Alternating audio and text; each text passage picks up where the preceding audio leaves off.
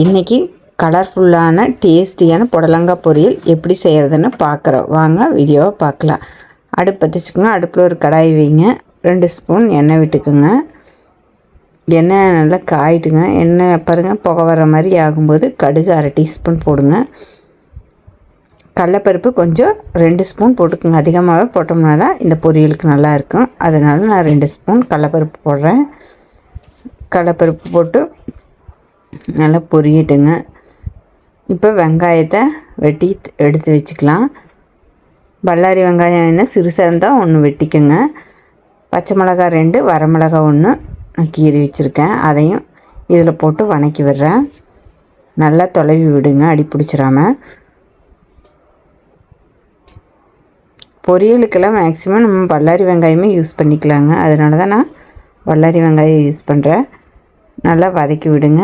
இப்போ மஞ்சத்தூள் ஒரு 1/4 டீஸ்பூன் போடுங்க. புடலங்காய்க்கு மஞ்சத்தூள் போட்டால் டேஸ்ட்டு வரும். அதுக்காக வேண்டி நான் 1/4 டீஸ்பூன் மஞ்சத்தூள் போடுறேன். அதையும் நல்லா வதக்கி விடுங்க. மல்லிப்பொடி 1/4 டீஸ்பூன். நல்லா அப்படி வெங்காயத்து கூட நல்லா கலக்கி விடுங்க. பாருங்கள், கலரு டேஸ்ட்டாக நல்லா கலர்ஃபுல்லாக வந்துடுச்சு. இப்போ கருவேப்பிலை ஒரு கொத்து உருவி போடுங்க. அதையும் நல்லா எண்ணெயிலேயே மணம் அடிக்கிற அளவுக்கு வதக்கி விடுங்க. இஞ்சி ஒரு தூண்டு ஒரு பல்லளவு போடுங்க. இப்போ புடலங்காயை நறுக்கி வச்சுருக்கேன்னா அதையே இது கூட நான் கலக்கிறேன். பாருங்கள், போட்டு நல்லா தடி பிடிச்சிடாமல் தொலைவி விடுங்க. புடலங்காயை நான் 2 காய் எடுத்திருக்கேன். 2 காய் நான் பொடியாக நறுக்கியிருக்கேன். நீங்களும் அதே மாதிரி 2 காய் எடுத்து 2ஆக கட் பண்ணி உள்ளே இருக்கிற விதையெல்லாம் எடுத்துகிட்டு பொடியாக கட் பண்ணி போட்டு வதக்குங்க. நல்லா வதக்கி விடுங்க. புடலங்காய் எண்ணெயிலேயே நல்லா வதங்கணுங்க. எடுத்ததையும் நம்ம தண்ணியை மிக்ஸ் பண்ணிட்டுன்னு சொன்னால் காய் வேகாது, சாப்பிட முடியாது. அதனால் நம்ம வதக்கி விட்டுருக்கிற இந்த எண்ணெயிலே அலாசி போட்டிருக்கிற அந்த தண்ணியோட ஈரம் இருக்க வரைக்கும் நல்லா தொலைவி விட்டுட்டே இருக்கணுங்க. அப்போ தான் நல்லா அந்த ஒரு ஆவியில் வெந்ததுனா தான் இந்த காய் வேகும். இல்லைன்னா நறுக்குன்னு ஒரு மாதிரி இருக்கும். நல்லா வதக்கி விடுங்க. நல்லா வதக்கி விட்டு ஒரு 5 நிமிஷம் போல் மூடி வச்சு வேக வைக்கணும். அப்போ தான் இது ஒரு ஆவியில் வெந்ததுனா தான் அந்த ஒரு கெட்டியான தன்மை இல்லாமல் இருக்குங்க. நீங்கள் நல்லா தொலைவி விட்டுட்டு வேகட்டும். இப்போ மூடி வச்சிடலாம். ஒரு 5 நிமிஷம் வேகட்டுங்க. 5 நிமிஷம் ஆயிடுச்சு. இப்போ நம்ம எடுத்து நல்லா ஒரு தொலைவி விடுங்க. தொலைவி விட்டுட்டு பாருங்கள், இந்த மாதிரி ஒரு ஆவியில் வெந்துடணும். இப்போ இதுக்கான அளவு உப்பு இப்போ போட்டேன்னு சொன்னால் உப்பு காயில் நல்லா பிடிச்சிருங்க. இப்போ உப்பு 1 டீஸ்பூன் எடுத்துக்கோங்க. கல் உப்புனா 1/2 டீஸ்பூன் போடுங்க. சால்ட் உப்புனா 1 டீஸ்பூன் போடுங்க.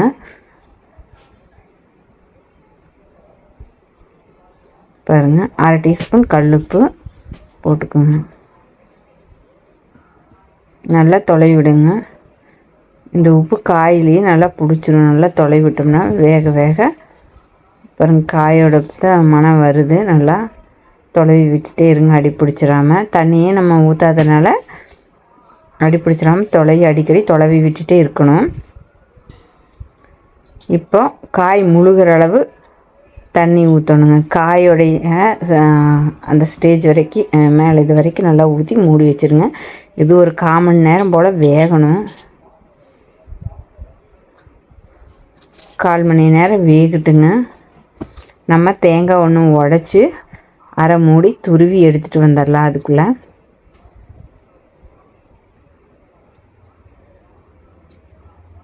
நல்லா இப்போ வெந்துட்டுருக்கு. நல்லா அடி பிடிச்சிடாமல் அடிக்கடி எடுத்து தொலைவி விட்டுட்டே இருக்கணுங்க. அப்படியே விட்டுறாதீங்க. காய் இப்போ நல்லா வெந்துட்டுருக்குது. ஒரு 15 நிமிஷம் போல் வேகணும். இப்போ 15 நிமிஷம் போல் ஆயிடுச்சு. ஓப்பன் பண்ணி பார்க்கலாங்க. பாருங்கள், காயில் இருக்கிற தண்ணியெல்லாம் இஞ்சுது. இப்போ அடிக்கடி நம்ம இப்படி எடுத்து தொலைவி விட்டுட்டே இருக்கணும். இன்னும் 5 நிமிஷம் ஆகணும். தண்ணி வற்றணும்.